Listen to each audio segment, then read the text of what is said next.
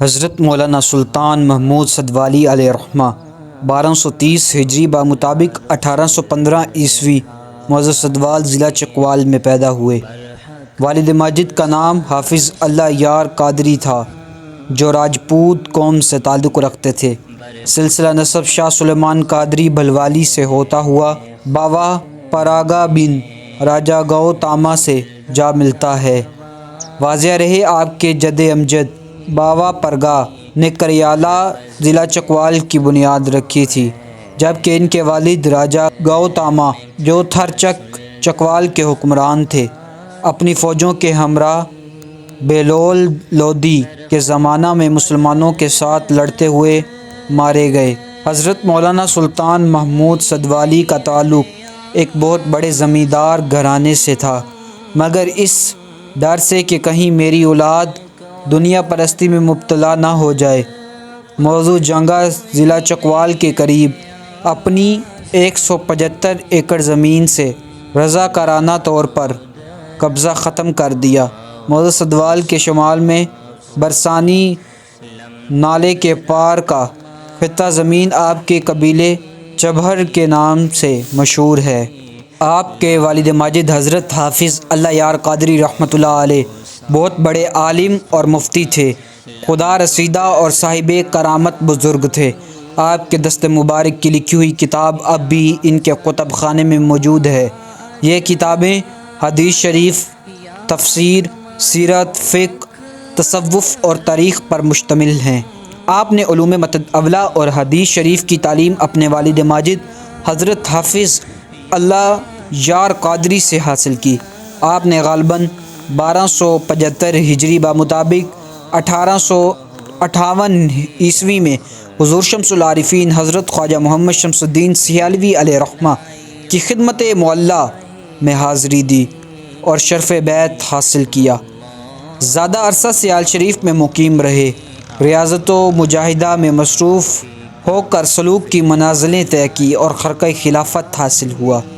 آپ کو اپنے شیخ سے بہت محبت تھی، اکثر سیال شریف حاضر ہوتے تھے اور یہ حاضری پا پیدا ہوتی۔ حضور شمس العارفین بھی آپ پر بہت مہربان تھے۔ خرقہ خلافت حاصل کرنے کے بعد اپنے شیخ طریقت کے ارشاد کے مطابق درس و تدریس اور تبلیغ و ارشاد کا سلسلہ شروع کیا۔ مقامی لوگوں کے علاوہ علاقہ پوٹوہار اور راولپنڈی کے کئی لوگ آپ کے علم سے مستفید ہوئے۔ آپ جملہ علوم درسیہ کی تعلیم دیتے تھے۔ آپ کا قد میانہ، چہرہ مبارک سفید اور نورانی اور پیشانی خوشادہ، سر کے بال گنجان اور لمبے تھے، داڑھی گھنی اور شرع کے مطابق تھی۔ سفید لباس زیب تن فرماتے جو چادر کرتے اور امامہ مع ٹوپی پر مشتمل ہوتا تھا۔ آپ کا درس و تدریس کے علاوہ تلاوت قرآن پاک، نوافل اور عید و وظائف چشتیہ میں اکثر وقت گزرتا تھا۔ اکثر روزہ رکھتے تھے، شریعت مطہرہ پر سختی سے پابندی فرماتے تھے، اپنے شیخ کامل کے قدم بقدم چلنے والے تھے، شہرت پسندی سے نفرت تھی، اپنے احوال کو پوشیدہ رکھتے تھے۔ صدوال کا ایک شخص محمد خان ولد جہاں خان شمون جہلم جیل میں تھا۔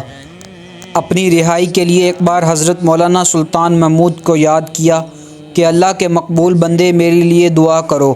دن کو یاد کیا اور دوسرے روز بری ہو گئے۔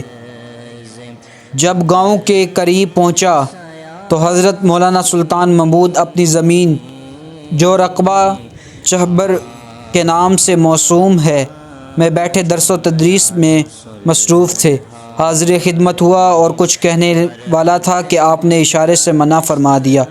آپ کی زمین سے کوئی شخص رات کے وقت لکڑی اور گھاس وغیرہ نہیں کاٹ سکتا تھا۔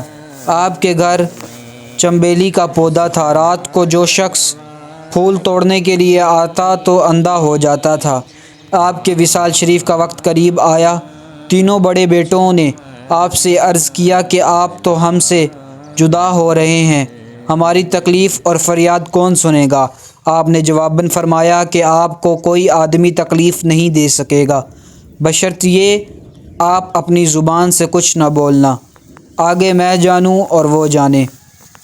وصال شریف سے 2 روز قبل بخار میں مبتلا رہ کر 29 ربیع الثانی بمطابق 6 ستمبر 1899 عیسوی کو جان آفرین کے سپرد کی۔ نماز جنازہ آپ کے پسر کلاں حضرت مولانا غلام رسول رحمۃ اللہ علیہ نے پڑھائی۔ مزار شریف موضع صدوال میں مراج الخلائق ہے، پختہ مزار بنا ہوا ہے۔ اللہ تعالیٰ نے آپ کو 4 فرزند اور 2 صاحبزادیاں عطا کی۔ حضرت مولانا غلام رسول صدوالی، حضرت مولانا محمد نور صدوالی، حضرت مولانا سید رسول صدوالی، حضرت مولانا مفتی غلام محمد صدوالی۔ آپ کے صاحبزادگان والا جید عالم اور ولی کامل تھے۔